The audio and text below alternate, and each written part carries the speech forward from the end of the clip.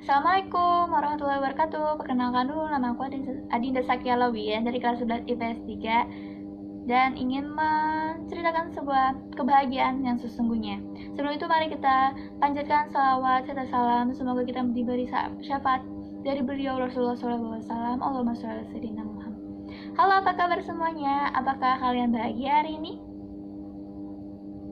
Kata bahagia menjadikan sebuah ekspresi seseorang, namun kamu tahu nggak sih apa hakikat dan kebahagiaan yang abadi itu seperti apa?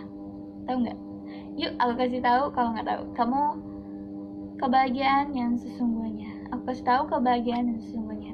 Ayo cari kebahagiaan yang sesungguhnya. Tahukah kamu bahwa kebahagiaan di dunia ini itu adalah hal yang fana? Padahal bahagia itu sederhana, tapi sesederhana apa konsep bahagia itu? Nah, dan ketahuilah dua konsep kalimat penting ini. Apa aja itu? Yaitu pertama, siapa yang mengejar dunia, maka akan kehilangan akhirat. Yang kedua, siapa yang mengejar akhirat, maka dia akan dikejar dunia. Maksudnya apa ya? Filosofinya adalah lilin. Apabila kita berjalan mendekati lilin, maka kita akan mendapatkan cahaya dan membelakangi bayangan. Dan apabila kita berjalan membelakangi lilin, tentu hanya fokus mengejar bayangan.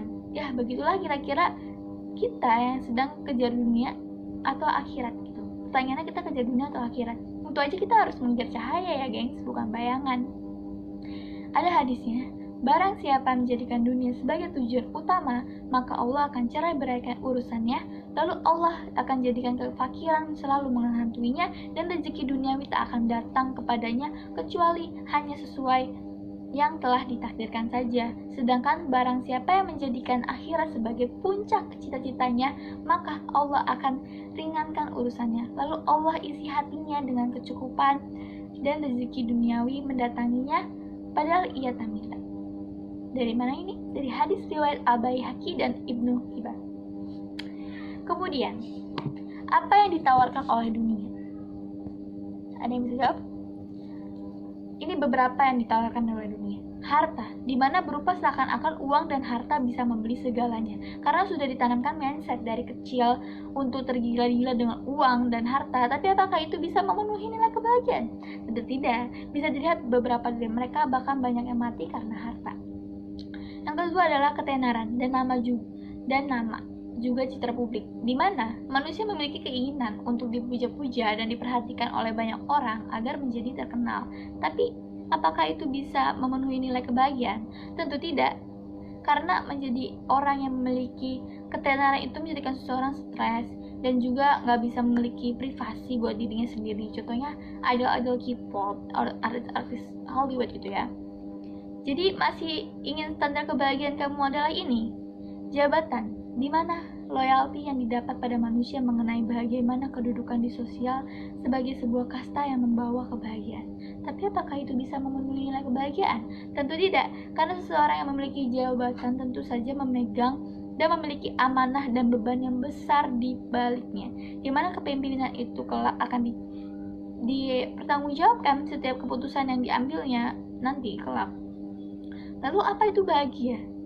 Bahagia adalah salah satu sifat yang dimiliki dari makhluk Allah, di mana kebahagiaan dan semua perasaan itu datang dari Allah dan terhubung padanya. Puncak kebahagiaan manusia itu bukannya ketika mendapatkan pencapaian duniawi, gitu, tapi ketika mendapatkan ridho Allah agar bisa bahagia. Kemudian mengapa mereka tidak berhenti mencari ridho Allah? Karena mereka yakin bahwa ridho Allah akan membawa manusia agar bisa berada di jannahnya kelak. Kemudian, soal hati. Hati yang terkait dengan dunia hanya memberikan kebahagiaan dunia. Tapi ketika hati yang terhubung dengan Allah, maka akan mendapatkan kesenangan dunia dan akhirat. Karena ketika Allah ridho, maka manusia akan selalu bersyukur mengenai apapun keadaannya. Kenapa? Karena dia mengenal dan selalu bersyukur kepada Allah. Karena kalau kita mau bahagia, pahami konsep bahwa dirimu adalah makhluk Allah dan mengenal konsep bahagia dengan ridho Allah. Bagaimana orang yang dengan mengenal Allah menjadi bahagia? Karena semua makhluk adalah ciptaan Allah. Nah, ketika dia tahu bahwa dia hidup dalam pengawasan dan takdir Allah, maka dia akan sadar dan dia akan merasa tenang karena Allah sudah mengatur hal yang baik untuknya. Jadi nggak perlu tuh sama dia, sehingga dia akan merasa berkecukupan. Gak ada tuh rasa galau, gundah, sedih, melo lagi atau takut atau gelisah. Kenapa? Karena dia mengingat Allah dan yakin bahwa Allah adalah pemberi takdir terbaik. Namun ada juga beberapa orang yang merasa gundah dan gelisah. Kenapa? Karena manusia tersebut tidak memikirkan bagaimana Allah terlibat dalam berpikir bahwa diri sendiri yang harus menentukan semuanya. Jadi dia tidak melibatkan Allah gitu. Kemudian bagaimana cara mendapatkan kebahagiaan? Ini beberapa. 1. Meningkatkan iman agar bisa semakin yakin dengan takdir dan kekuasaan Allah.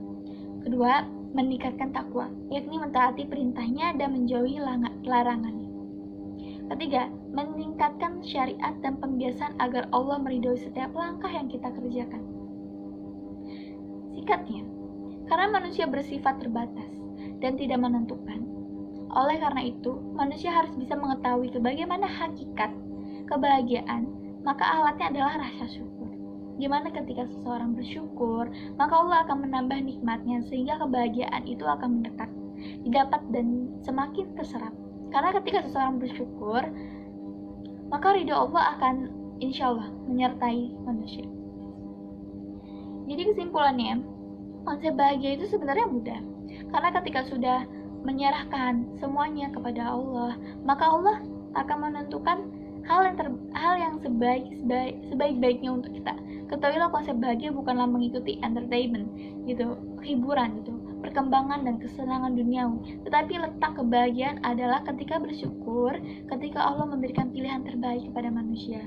Karena itu kita tuh nggak tahu pilihan terbaik Allah sama kita beda. Jadi sudah menemukan kebahagiaan yang sesungguhnya. Yaps, itulah kebahagiaan kita sebagai seorang yang beriman kepada Allah dan Rasul-Nya. Semoga bisa bermanfaat. Sampai berjumpa di lain waktu, insya Allah. Maaf bila ada salah-salah kata. Semoga bermanfaat. Sekian dari saya Dinda Sakia Alawiyah. Wassalamualaikum warahmatullahi wabarakatuh.